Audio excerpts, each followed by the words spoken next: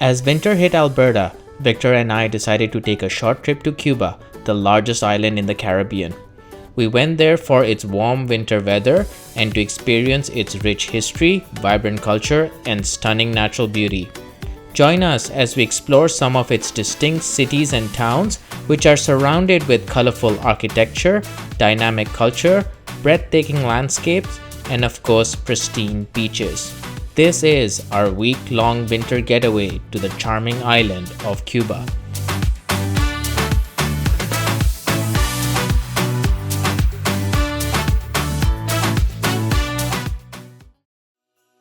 It is the end of November and Edmonton has put up its Christmas decorations.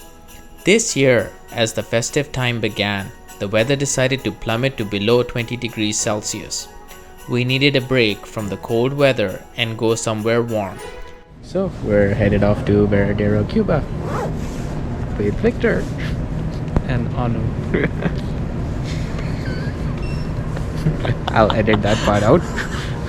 Since we are at the airport, we have to go to my favorite place and have my favorite soup.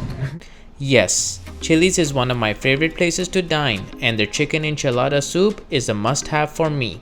But there was a problem. Our flight was in the morning and we checked in during breakfast time. Why are you smiling? Because you were wondering if we could get a certain meal and they only serve that meal at 10 and our flight is at 9. Wanted the soup, didn't get it, so gonna settle for omelette. Alright, doesn't matter. On our way back. Maybe.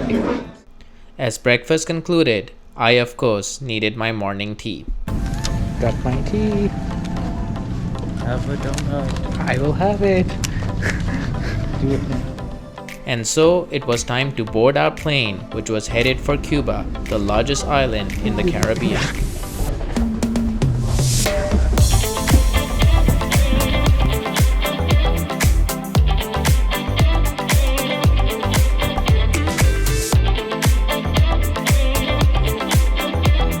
Our plane taxied to the de-icing area.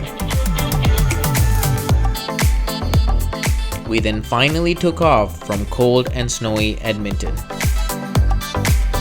As Victor slept, I had more tea and gazed out to view some spectacular North American scenery. It was particularly impressive to see the scenery transition from snowy to sunny surfaces.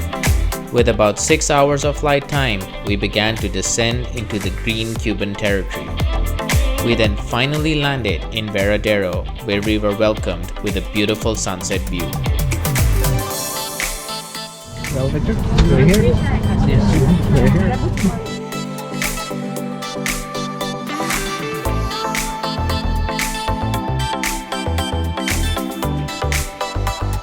As we went into the night time, we were provided with ground transportation, which took us to our resort.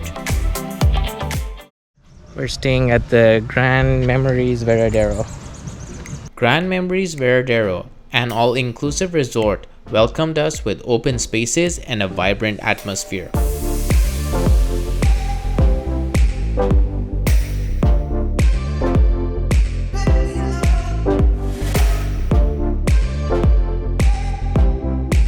Overall, we had a pleasant enough stay over here with limited complaints. Our room was fairly decent, and the most enjoyable part of the resort was undoubtedly the large walking and green spaces, the pools, and the pristine beach. The resort also has a basketball and a tennis court. The resort's walking areas and pools are surrounded with Cuba's majestic royal palm trees.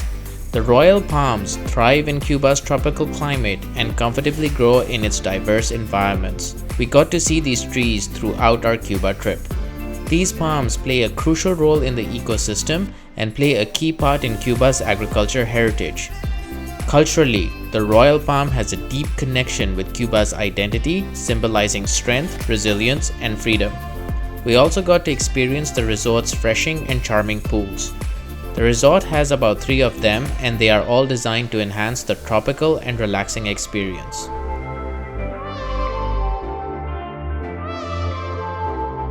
And of course, the resort is not complete without the pristine beaches of Varadero.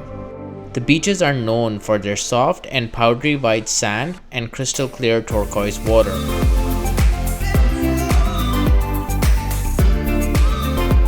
The all-inclusive part got us personalized breakfast and modest lunch and dinner buffets.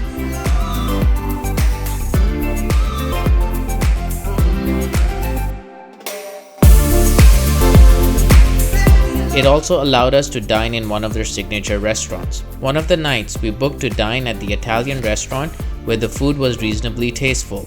Contrary to the stories we heard before going to Cuba, the food at this resort was not bland and had fairly good flavor. Cheese is always good. Thanks for stealing my line. No worries. With the all-inclusive, we certainly got unlimited drinks, with the vast majority of them mixed with rum from Cuba's prominent sugarcane industry.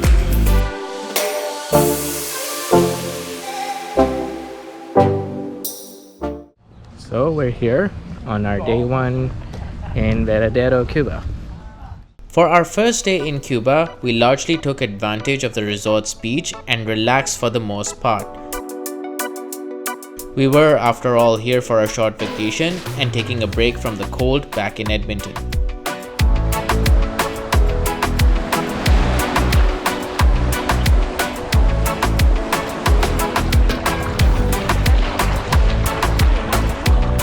We enjoyed getting into the turquoise Caribbean water and later walked the white sandy beach.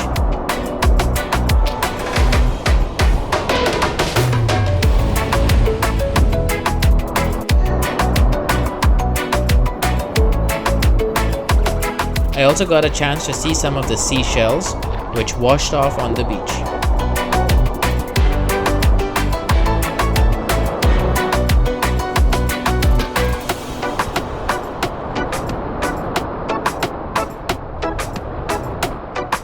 By mid-afternoon, we headed to the nearby snack bar at the resort where we had lunch while spotting local birds.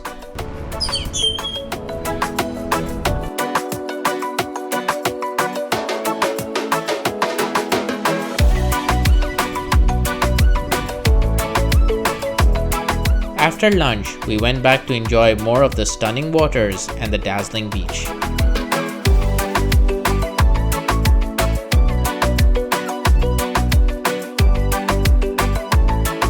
This time, we got some spontaneous music from someone's destination wedding. Throughout this video series, Cuba did showcase its lush atmosphere of singing and dancing. En esta vida ya no busco nada más, porque te he encontrado a ti. Vivir contigo por toda la eternidad, hasta que nos llegue el fin. Poder confiar al fin en alguien que te quiera, que de su amor y de por ti la vida entera. Alguien que te enamore y te sepa cuidar, siempre en cada momento. They even played one of my favorite songs, and I had to record that. Si pasan los días y yo desesperando y tú contestando, quizás estás perdiendo el tiempo pensando por lo que más tú quieras. ¿Hasta cuánto? Si pasan los días y yo desesperando y tú contestando, quizás. Our vacation days in Cuba usually ended with seeing the various entertainment which the resort had scheduled for their guests.